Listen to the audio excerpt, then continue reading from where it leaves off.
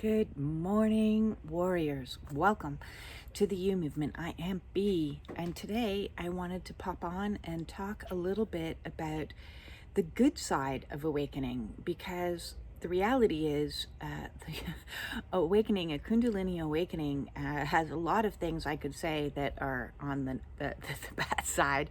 I often joke that I think my soul must have been high on cosmic mead when I signed the contract to come down and do this part of the soul contract, because Kundalini awakenings are very difficult.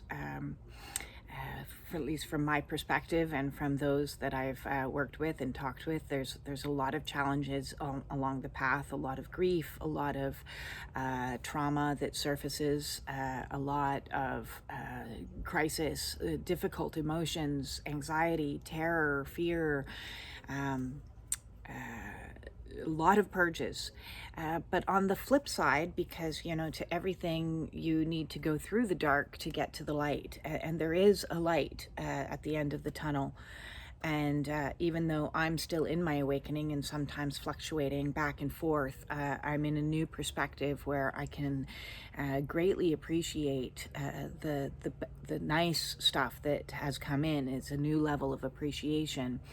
In retrospect, I can see now how that heart activation that happened back in September of 2021 really opened me up to a whole new level of love that I've never experienced before. Love for, myself, learning along this path that I certainly had never had before, but also love for others. And in so doing, that has brought in what I call soul tribe or soul family, and how absolutely mind-blowing and amazing and miraculous it feels when these people start to show up in your life and reciprocate that type of energy. When you've been cultivating a lot of self-love within, all of a sudden you draw in, well, not all of a sudden, it would have been nicer if it was all of a sudden, but you're for a period of time, you're in this isolated hermit bubble that I have been in for years and years and years and years and years.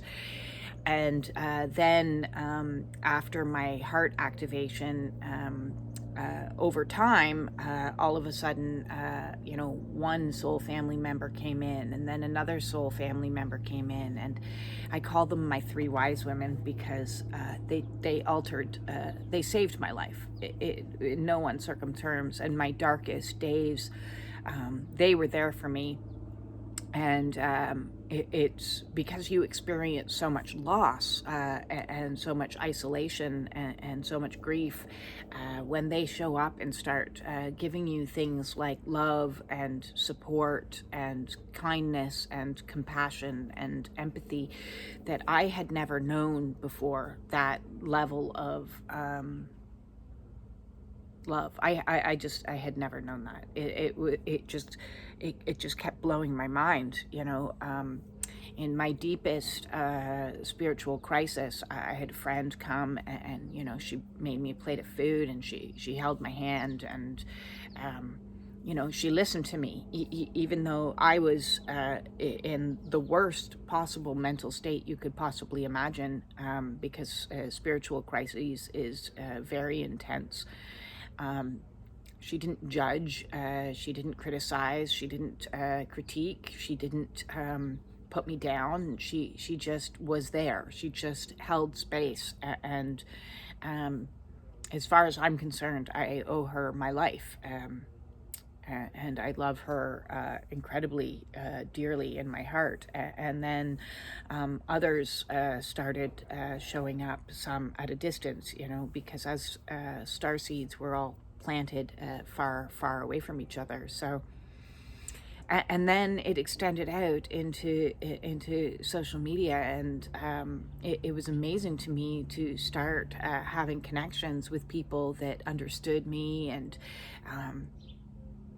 I just get moved to tears when I think of the love that comes on this awakening path, the kindness, it's just it's just so beautiful. It's such a blessing. So when, no matter where you are on your own personal awakening path, and if you're still in the stage of isolation, please know that keep walking. As I've said before, Winston Churchill's quote, "When in hell, keep walking." And that's what this enlightenment process is for a lot of us. It's a long walk through hell to start building our own heaven here on earth. And when you get through to the other side and you start having connections with Soul Tribe, you'll just be like, oh wow, oh thank you, oh, like the gratitude that I feel for all of my soul family that has come in and brought in new activations and brought in new it's miraculous. It is absolutely beyond miraculous. I feel very, very blessed with that. So number one miracle on awakening journeys is Soul Tribe, and that is wonderful. Number two miracle on Soul Tribe is reconnecting to spirit. And so for a lot of us, we come from lots of different backgrounds, and some people are deeply embedded into religious backgrounds and have found their way out of a church system and into their own definition of spirituality. And then there's people like me that weren't raised with religion and have found their ways to their version of spirituality. And it's all coming into this place of oneness. And so I've spoken before that linguistically, it doesn't matter really what you call it.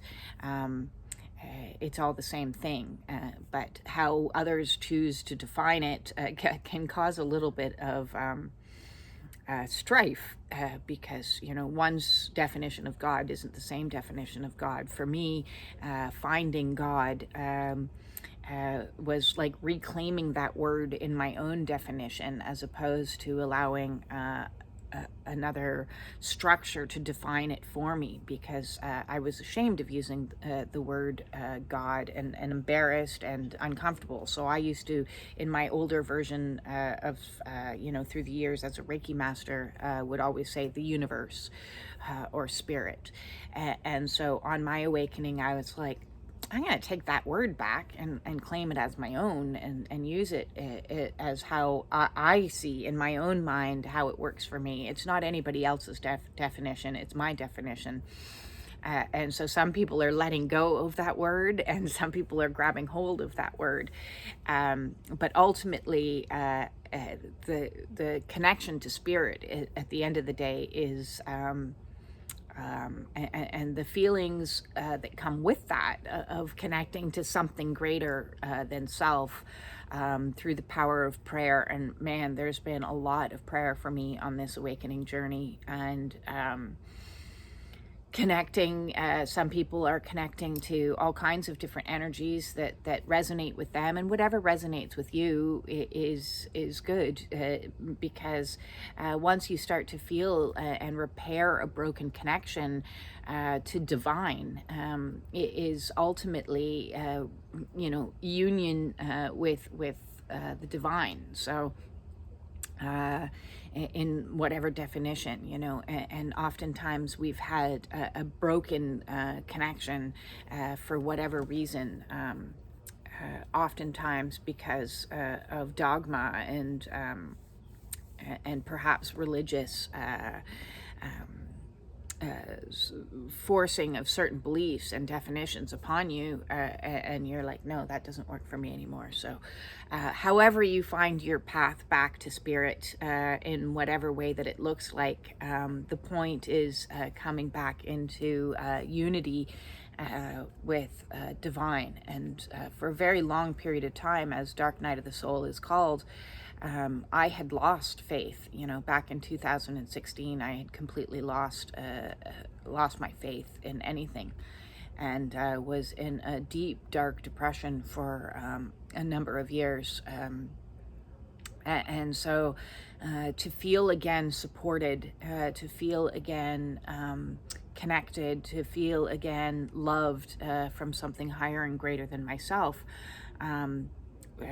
is beyond beautiful. Because, you know, throughout my life, I didn't know. I was always wanting to believe, but struggled with belief because of the way that I was raised, and because and that was a wound that was generational, that was it was passed on, you know. My mother was raised in a very strict religious upbringing, so she was like, no, that's not going to be for me. So when with her children, she was like, we're not doing church, we're not doing Bibles, we're not doing Jesus. That's a hard no. And so then so you can see how a generational wound gets passed down, and the trauma perpetuates, just in a slightly different form. So a great gift and a blessing to me is to reconnect to God, to Source, to the universe, to Spirit, to, as I said, whatever you want to call it. I don't want to ruffle anyone's feathers. That has been a miraculous blessing in my life. Number 3, spiritual awakenings, is rediscovering self and who I truly am. So, you know, first we have union with tribe, or soul family, union with Source or Spirit, and now union with self. And union with self and being able to be me and not having to mask anymore is still a learning curve. It's an exciting learning curve, though, because I'm finally rediscovering or discovering really for the first time who I truly am, because that person was a mystery to me, and I always was so worried about what other people thought of me that I was always in an energy of trying to mask or fit in, or you know, appease, people please, fawn, all of these types of energies. So in this isolation, it allows you the opportunity to just be with yourself for extended periods of time. And luckily, I like my own company, and I can be in my own energy without outside influences making me negate self, and instead allowing me to discover who I actually am. And that's still a work in progress. I'm routinely asking Spirit, please show me who I am, because, you know, when you go through ego death multiple times and your identity completely collapses, you don't really have a clue who you are. It's like, who am I now? Who am I now? Who am I now? Now that this huge chunk of me has completely collapsed and crumbled, that and this and this and this, so all of the faux senses of selves, all the labels that you once affixed with yourself completely disintegrate in a sometimes very painful process, and you're left as kind of like a blank slate. And ego quickly wants to rebuild itself and say, okay, well, now I'm this, okay, and now I'm that, and okay, that now I like this, now I like that. And so it quickly tries to grab hold onto new things, and then Spirit will come along and remind ego that no, we're letting go of those, and then those will crumble as well. So my fashion has completely changed, my taste in music has completely changed. The activities that I do have completely changed. A lot of these things have gone into like a polar opposite energy, in fact, and things that I used to be ashamed of and didn't want to show the world. Now I'm like, this is me. This is this is what I look like. I'm not going to try to hide it behind makeup or hide it behind certain clothes that I thought, oh, well, this is how a Reiki practitioner should look. And so I used to live in cardigans. I'll never wear a cardigan again in a day in my life. I can't stand cardigans. But I used to think, this is what a Reiki master looks like, is somebody who wears cardigans. I don't know why I thought that, but that's what. So I'd wear these long flowy cardigans, and it was like, this isn't me. This isn't me. I love my, Vans t-shirts and just tank tops, and I that's who I am. And I like having a mohawk. So like, where before I'd be like, I need to have long flowy hair. So when you're getting to know self, a lot of things might be trial and error a little bit. I'm going to try this on for size, or I'm going to try that. How does it make me feel? Oh, I like this. Yeah, I dig this. So union with self is absolutely a beautiful blessing that's come on this awakening path for me. Number 4, union with mission. My whole life, I've known that there was something I was supposed to be doing. I just didn't know what, how, when, or why.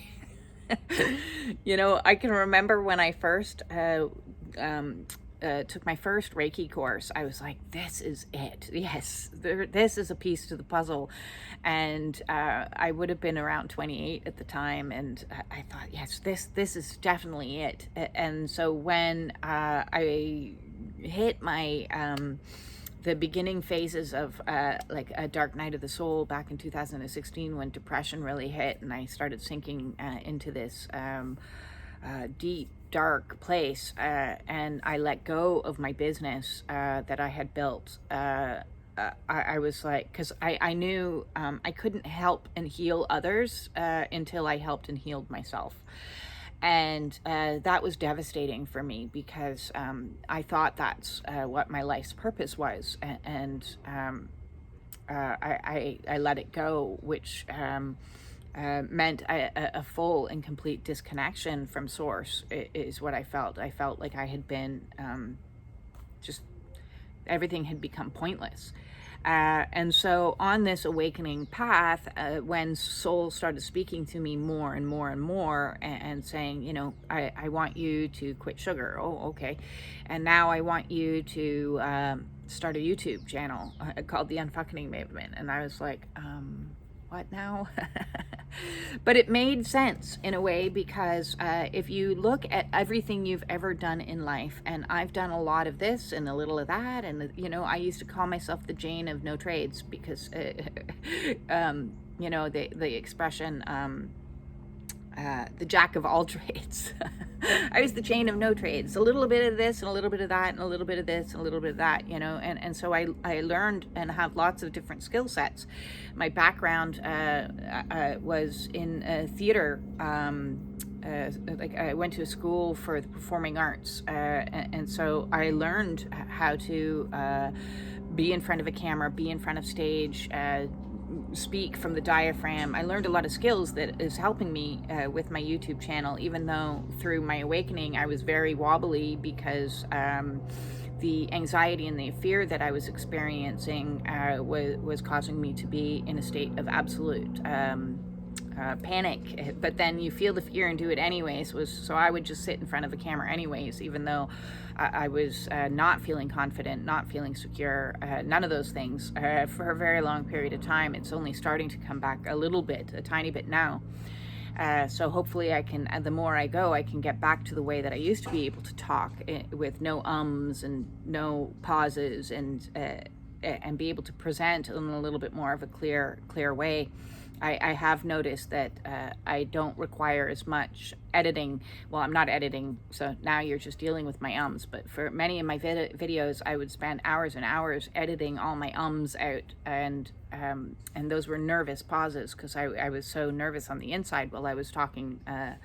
But my point is, being in mission, helping other people deal with their traumas through my own experiences, it's like a culmination of purpose. So my life experiences, negative and positive, my education as an addictions counselor and as a Reiki master, and my research skills, even, my neurotypical autistic diving deep into my special interest, which is the chakra system and healing and health and wellness, and the path to get out of suffering. So it's like all of these things in all of my life all have a place in this one big puzzle that is called purpose.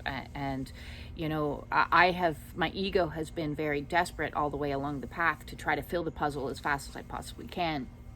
But definitely you learn on this awakening path to surrender as well as divine time. And I joke that divine time is island time because it takes it's nice and slow.